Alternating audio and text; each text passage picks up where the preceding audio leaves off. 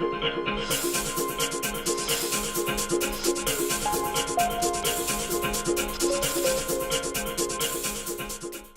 titres de ce mercredi 1er septembre avec la rentrée scolaire qui se prépare activement. Le recteur était ce matin au collège d'Elgrès de Saint-Pierre pour une visite aux enseignants du second degré qui retrouvaient aujourd'hui leur établissement. André Siganos qui est ce soir notre invité. Et puis nous parlerons de l'apprentissage avec la prolongation de la prime gouvernementale pour l'embauche des apprentis. Elle devait s'arrêter fin juin, mais elle ira finalement jusqu'à la fin 2010. Nous verrons comment. Enfin, le bilan de la saison touristique avec ce soir le cas des gîtes ruraux qui font plutôt grise mine cette année. La fréquentation est en baisse aussi bien en juillet qu'au mois d'août. La faute à la crise et à la concurrence. Bonsoir et bienvenue dans ce journal. Mais tout d'abord, à Fort-de-France, la démolition du Typique Bellevue, cet ancien restaurant laissé à l'abandon depuis une vingtaine d'années.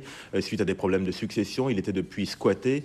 En 2004, la municipalité avait saisi la justice qui vient de lui donner raison à l'issue d'une procédure longue et complexe qui illustre les difficultés de la politique de maîtrise foncière, en particulier celle concernant les bâtiments désaffectés. Anne-Sophie Bélanger, Patrick Châteaudegas.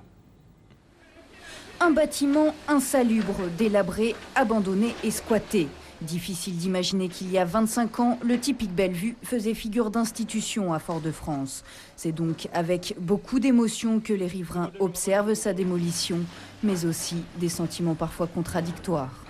C'est une perte parce que c'est un bâtiment qui existe depuis près de 40 ans, sinon plus, et qui était d'ailleurs très connu. C'était un restaurant où les gens se rendaient, mais c'est également quelque chose de positif, malheureusement, parce que ce bâtiment était squatté.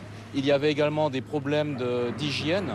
À coups de pelleteuse, on fait table rase du passé. Car le Typique Bellevue, c'est aussi un triste symbole, celui des centaines de propriétés laissées à l'abandon suite à des problèmes de succession, une source de nuisance, mais pas seulement. Ces bâtiments sont porteurs d'un enjeu plus complexe, celui de la maîtrise foncière. Nous surveillons de près tous ces domaines qui sont laissés un peu en déshérence par les propriétaires. Mais nous sommes quand même face à des propriétés privées. On ne peut pas intervenir de n'importe quelle manière. Il faut mener des procédures qui sont souvent très longues. Parfois, ça se termine au tribunal pour arriver à autoriser le maire à rentrer dans une procédure de péril, autoriser, démolir le bien ou le protéger de toute infraction. Il aura fallu près de 6 ans pour que la justice statue sur le sort du Typique Bellevue. Personne ne sait encore ce qui renaîtra de ses cendres, mais aujourd'hui, enfin, on peut penser à reconstruire les fondations de l'avenir.